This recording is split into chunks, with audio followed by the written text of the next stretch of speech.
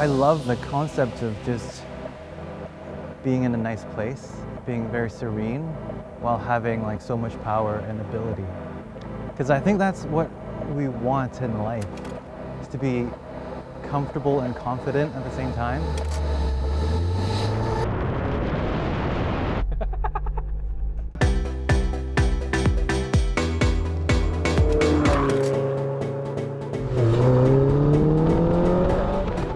This is amazing.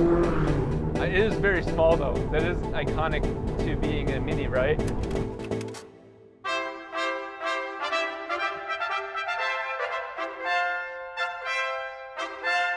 We're here on the shore of the Puget Sound waiting for two guys in a car to come off a boat from Canada. One is the design guy, the other the technical guy. The car is a very special Mini Cooper that these two guys and their team modified. They call it the Type 10.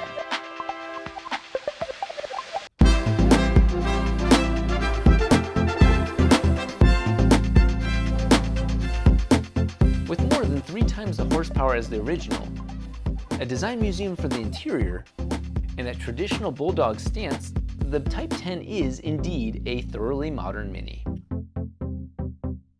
I have so many questions about the car, your guys' reason for building it, but I guess I'll start with the basics. Yeah. What is it to you? The Type 10 is a sports car wrapped in a Mini body. Yeah, this is really nice. It's cool, right? It's Yeah. like, even if you've never been in a Mini before, like, no car really looks like this, right? Yeah.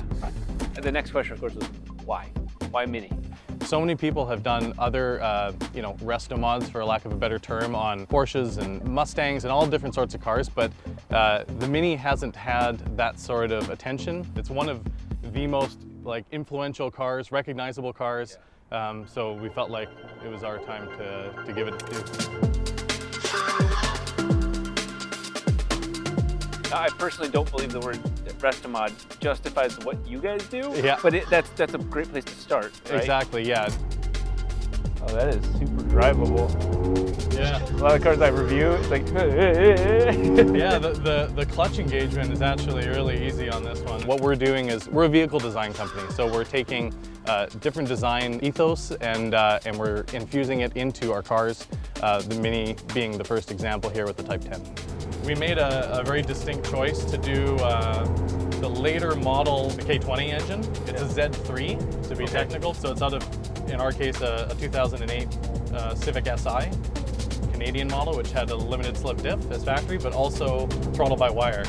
And we wanted to run throttle by wire. And everyone who does a K20 swap, they usually use an earlier engine or they convert back to a cable, but we wanted to use modern tech. But in order to get the car to have the dynamics and the driving capability that we wanted from the sports car in the Mini body, we needed to switch up that front wheel drive, and we made it mid-engine rear wheel drive. That's cool. Which makes me wonder, you have a Civic engine in the back that is normally in the front of a front wheel drive car. How does it drive the wheels? Yeah, so imagine it's sitting in the Civic, Yep. and then you just slide the entire thing back in the car. So the exhaust in the Civic is facing the firewall. In our case, the exhaust is on the back side. So, so that's a front wheel drive It's a front wheel drive setup, exactly, yeah. So I saw you pop the little back hatch and there was the Yeah, engine you'll see and our exhaust. header setup and stuff in the back. And then we've actually got modified Mini front hubs, classic Mini front hubs in the back. Whoa. And that means we can use the Mini ball joints, Mini wheel bearings, and then Mini hubs and Mini brakes and Mini wheels. So that's awesome. Yeah.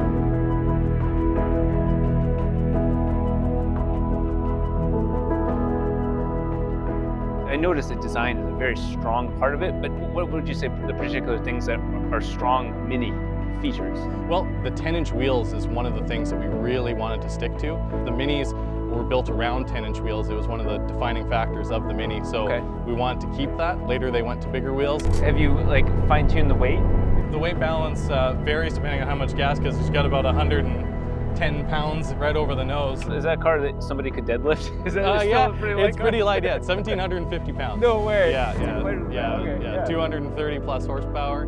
It was a 1,700 pound car, and so it's about the power to weight of a 911, which is sort of the optimum power to weight, similar to what a you know, a typical MR RR car is.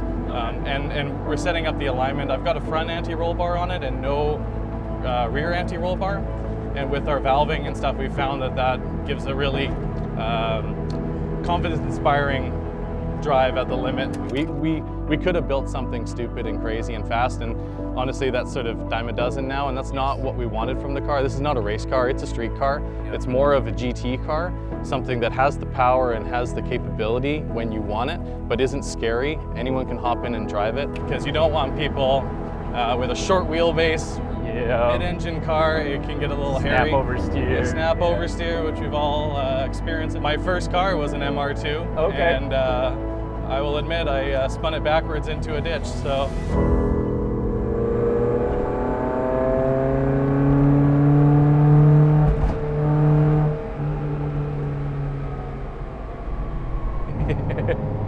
Yeah, I'm not gonna lie. Out of all the cars, you know, we've driven some really fast cars, but this is one where I want to drive around and see what it feels like. So, Yeah. Oh yeah. I'm sure you'll have some fun. Yeah.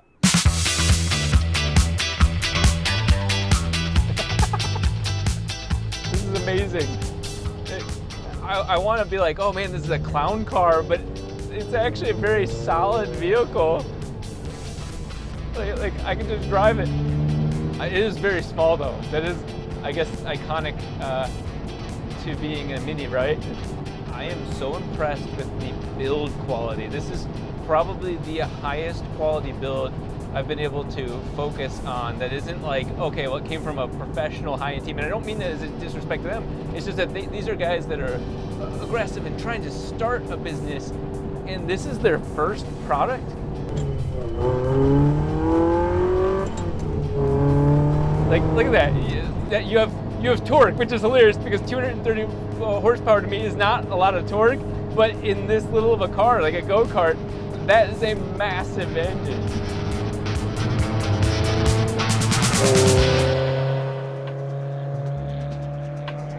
I can't speak enough about how everything is custom. The handles, the armrest, all of this, they chose that was important enough to them to go and make in CAD, cut out, finish, stain, do all the different things they did to these pieces of wood.